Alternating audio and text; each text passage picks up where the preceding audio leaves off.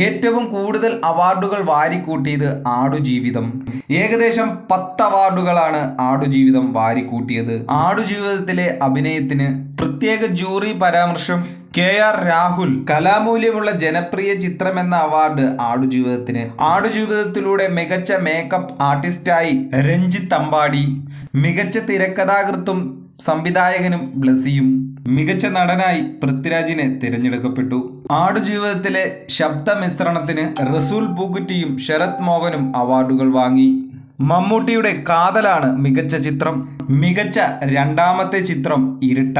ഉള്ളൊഴുക്ക് എന്ന ചിത്രത്തിന് ഉർവശിയും, തടവ് എന്ന ചിത്രത്തിലെ അഭിനയത്തിന് ബീന R ചന്ദ്രന് മികച്ച നടിമാരായി തിരഞ്ഞെടുക്കപ്പെട്ടു. മികച്ച എഡിറ്റിംഗിനുള്ള അവാർഡ് ലിറ്റിൽ മിസ് റാവുത്തർ എന്ന ചിത്രത്തിലൂടെ നടൻ സന്ദീപ് പ്രതാപ് സ്വന്തമാക്കി.